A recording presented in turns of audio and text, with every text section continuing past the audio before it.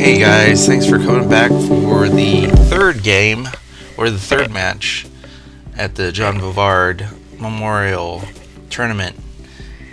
Moving on, we are facing Cainan Mullens and Bill Haynes, a 6-5 combination. Hopefully you've been enjoying these videos that I've been putting out. Unfortunately, this time I was not able to set up the camera right from the break. Cainan or Bill, I believe, started us off. We lost the coin toss. At this moment, we're looking at the table and deciding which balls to take. Looking at the table, what I feel that we should take are the stripes, simply because the 2-ball is kind of hindered from going into the corner pocket. It doesn't have an open pocket because of the 4-ball. The 4-ball is a little far away from the side pocket to try to break out the 2-ball. So I believe in this situation right here, the stripes would be the better choice of balls. Now at this point right here, choosing to take the problem ball for the opposing team is a good choice, simply because all other balls are out in the open and they have a pocket to go to. Therefore, if you take care of their problem ball, you have every intent to try to run out. So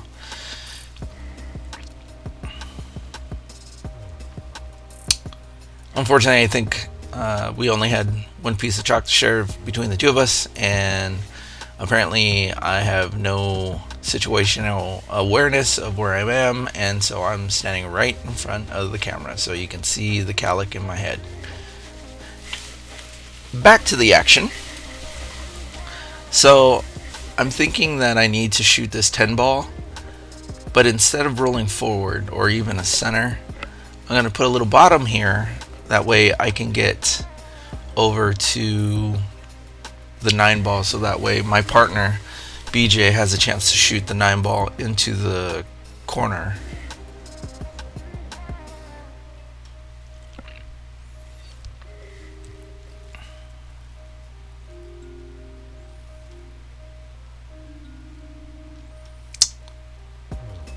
So what BJ should do is try to get me back out into the center, but I see that the 13 gave him a better avenue to get position on that 15. Now from here, I'm just gonna center ball hit the 15, so the cue ball comes down for the 9, drops down next to the 9, close to the 9, and BJ has a chance to shoot the 9 into the corner pocket, and then we only have 1 ball left to go.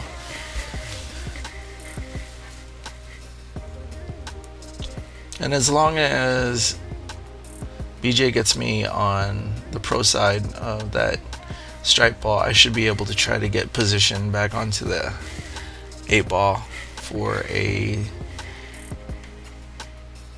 low risk shot of the 8-ball into the corner pocket. But unfortunately, BJ overcuts it. That probably is nerves. And it happens. It happens to me. It happens to everybody. So it looks like this gives an opportunity for Bill to come up, and he's going to go ahead and shoot this 1 ball into the corner. He puts it right into the middle of the cluster of stripes, or cluster of solids, which gives Cainan the most options to move the rock around and try to formulate a run. Because now at this point, none of these solids are problem balls. So all he has to do is take his time and start making balls and get good position. Because like I said, there's nothing tying up any of the solid balls at this point. And as you can tell, he basically poked at the 2-ball. He didn't really stroke through that. And he knows it. So now this gives me an opportunity to either stun the ball back over to the 9 or roll forward to get position on the 9 ball. Now I didn't want to hit the 9 ball. That was a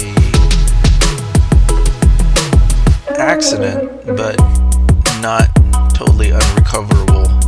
So I remember talking to BJ and saying, hey, go ahead and shoot that all the way down.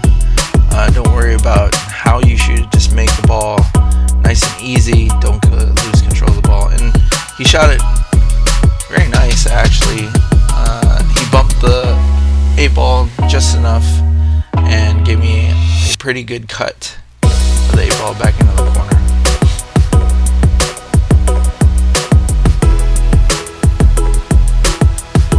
My advice on shots like this is don't ever rush these shots. Take your time, especially if you know that it is the ball that gets you out. Alright, so game 1 goes to me and BJ. Our turn to rack and break. So I'm going to go ahead and opt to break here, and I can't stress enough that the break, which is the first opening shot of any game, is very important. So take some time and just work on your break. It's not just about getting in there and seeing how hard you can hit or looking the best way to break is what's more important. One, making sure that you pocket a ball, and the other thing is to park that cue ball or get that cue ball relatively towards the center of the table, because that gives you the most options to choose, especially if you're playing a BCA format, to choose either stripes or solids. I'm coming out with a video on how I break. I'm not saying that my break is the right way to do it or anything like that. It's the break that I choose to do and has been the most consistent for me. So what I do is I go 1 diamond up and right in the middle of the table. I bridge on the rail because it gives me the most stability, and mentally it gives me the most stability. And I cue down on the felt, but when I stroke, I know I'm going straight through the center, and I try to hit that first ball as full as I can. And I usually hit about, I'd say 80% of how hard I can actually hit it. Stripe goes down. There are no balls really tied up at the moment, so really it's just trying to figure out the run pattern. So BJ opts to take stripes, and basically as long as we just kind of keep the ball in play by keeping it in the center, we have a lot of options. Could have been both for solids and stripes, but since stripe already went down, it was probably the best option for us.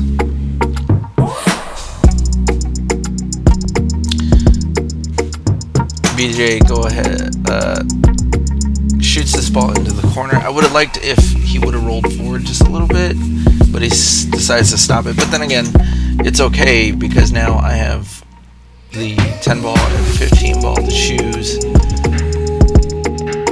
and right here I'm trying to figure out what is the best shot to get us to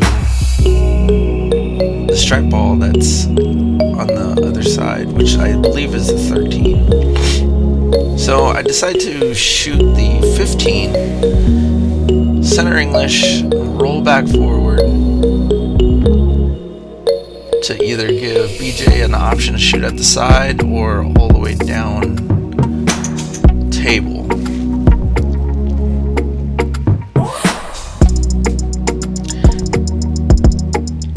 Right here I'm just basically telling him to just go ahead and just shoot this nice and easy and go forward. He executes it beautifully. Now on this shot right here, what I want to do is just stop the ball, but I was not straight in, I was at a slight angle.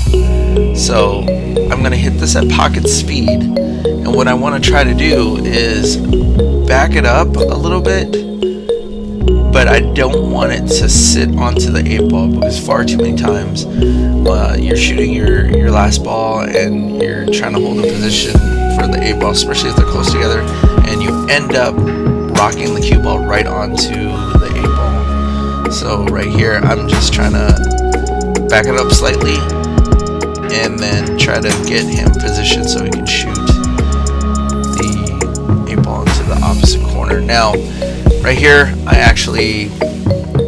this is what they call the 50-yard line, but slightly favoring the right side pocket. He chooses to call the left side pocket, but I think his better choice, because he has more pocket to play with, is the right side.